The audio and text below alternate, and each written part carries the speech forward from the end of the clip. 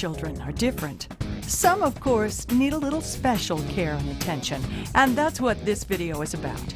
Your welcoming classroom and the increased awareness you'll need to help your students welcome a child with a very rare genetic condition known as EB. So what is EB in terms of a genetic disease? It's a disorder of the skin, and it involves the upper layer of the skin. The skin has two layers. The epidermis is the upper layer and the dermis is the lower layer.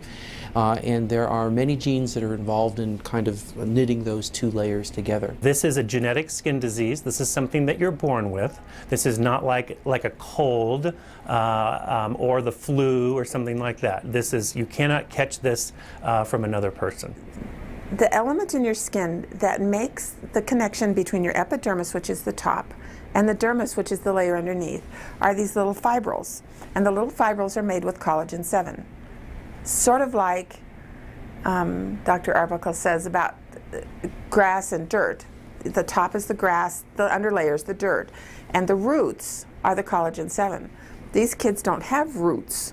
So if I wash my hands really hard, it stays together because it's glued together, it's rooted together. If you scrub their skin, there's no roots, so it'll blister and come off. Well, to make it simple, if they were a baby and the mom or dad were to pick up the baby without any special padding or clothing, they could literally just kind of make a big blister where their hands are when they pick the baby up out of the crib. It's important to understand that there are a lot of different kinds of epidermolysis bullosa or EB, and some are much more serious than others. The patients that we're talking about today are patients that have the most severe kind, which is called dystrophic EB. And it's the most severe in two ways. It's the most severe because it is the most painful, but it's also the most severe in the sense that the life expectancy of children who have dystrophic EB is more limited. Dystrophic EB sounds serious, and it is. But don't let these descriptions scare you. Integrating these kids into your classroom isn't as rough as you might think. I tend to see the kids as kids. And you know, Anna's another student in our class of 27, and she participates really in everything, and the expectations are exactly the same. On the other hand, you know, she has special needs. We had a preliminary interview with her mother, and she did tell us a little bit, you know, about Yesenia's challenges.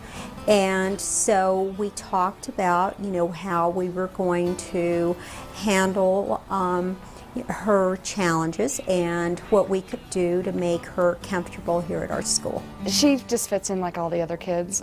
Before she first came, we went to all the first grade classrooms, especially her homeroom classroom, so they wouldn't be afraid of her, and to let her know that just some safety precautions, that they can't grab her hand and say, come on, come with me, but they could use their voice and say, hey, come with me this way.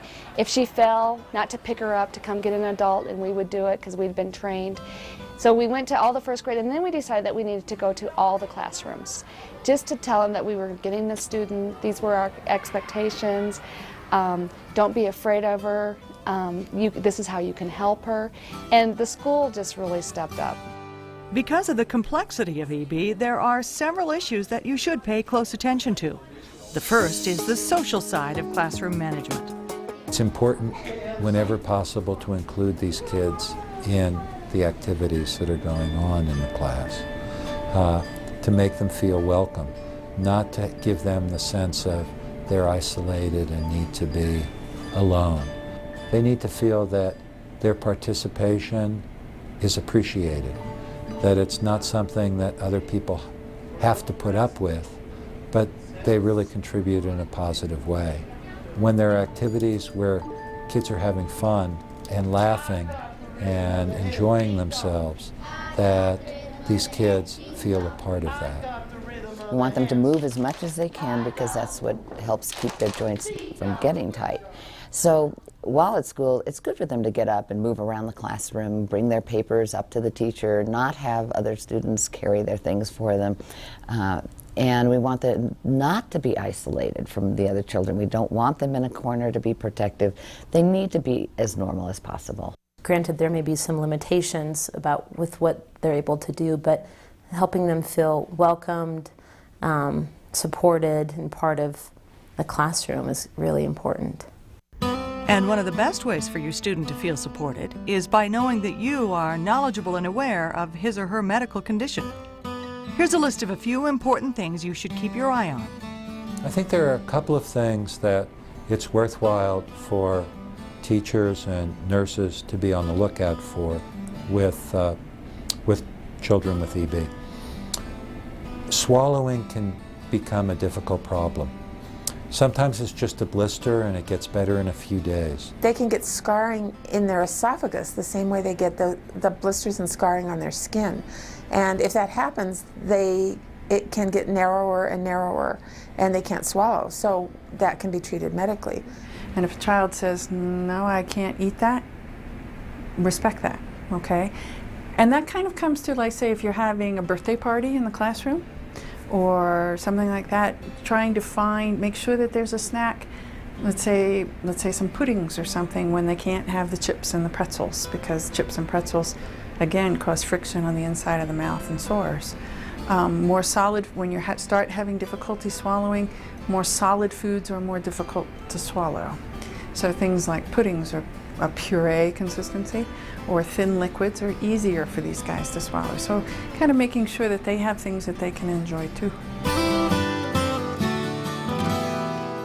The dressings are to protect the skin of the child with EB. And I always say that from the outside, they look a little bit like they might be a burn victim. When I have a wound and it scars, it's really hard and tough. When they have a wound and it heals, that scar tissue is very delicate and tends to break again. So these kids tend to be wrapped mostly to protect their skin. But underneath those dressings that are maybe more familiar that people have seen are some pretty high-tech dressings that not only protect but also help in the healing process, because the skin is frequently open and blistering.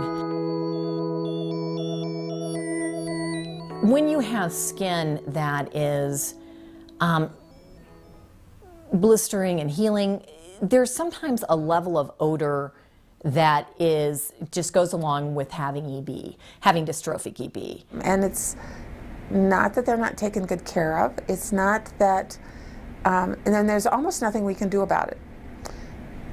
So I think that helping other children understand that that's because they have owies, that don't want to heal because they have special skin, really helps other children be understanding about it.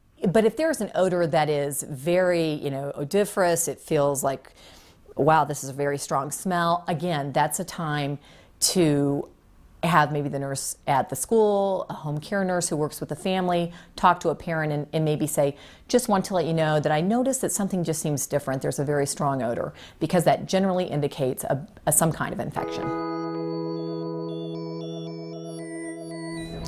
The problem that I see in a lot of our kids is when they're going through a period that has more pain, they become more indrawn, and often they become depressed. I think a teacher definitely needs to be on the lookout for their psychiatric condition, and if they are sort of shutting down, being more isolated, their functioning in school starts to decrease, they present more tearful, more agitated, those kinds of things. That might be a time where it's critical to talk to the parent and maybe recommend a psychiatric evaluation to see if there's more support needed.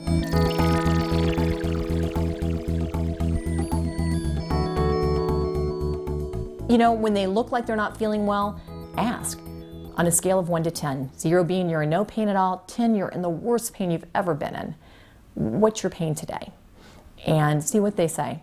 And if they're not feeling well, that's a red flag. Pain control is really important, because when a child or an adult is in a lot of pain, they're much more likely to become depressed. So we spend a lot of effort on trying to have our children be as pain-free as possible. And often this involves narcotic medications. And if a child's in school all day long, full day, it may mean that they're going to need to have that narcotic medication given at school. And it's a little bit different situation from other conditions, and it's important for the school nurse to realize that this pain medication is very important and that the child really needs to have it. Many of them do take pain meds, and not all the time, but when they are particularly in need, and the pain meds may affect their alertness in school.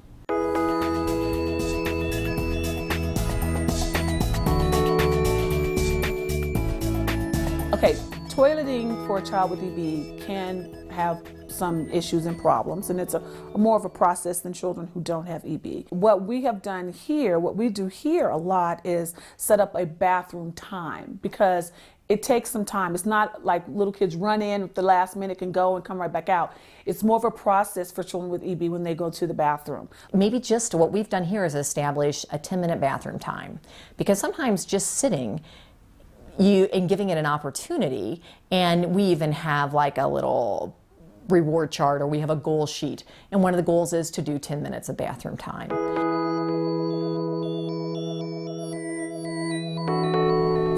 It's important for parents and teachers to communicate regularly.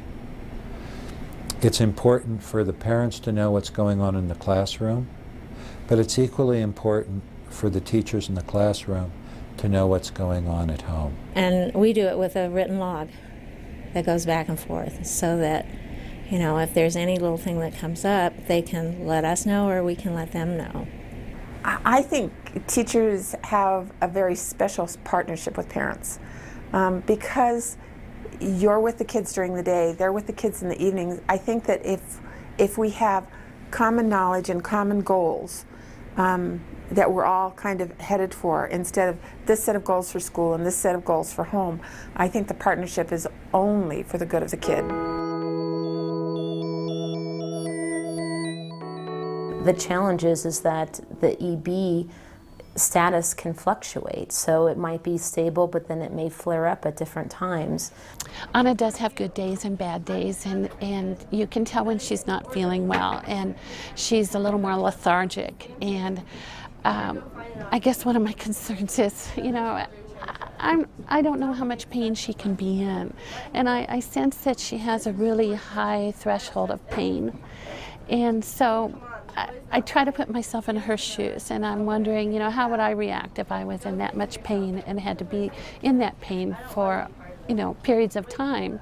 And so I just try to be sensitive to that, and sometimes the antibiotics will give her an upset stomach and she's not feeling well, and so she needs to go to the clinic where she can get a, you know, have a sip of water or something, or just lay down for a while, because she just needs some time to recuperate. And my goal is to keep her here. I want her in the classroom. She wants to be in the classroom, so if she just needs a little break to lay down for 15 minutes and then come back, well then, you know, she's had a successful day then.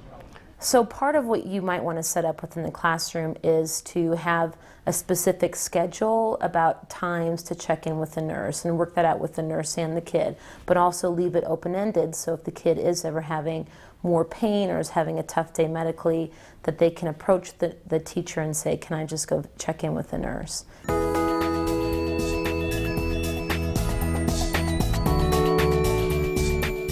I think some of the issues that these kids need to deal with is issues of control.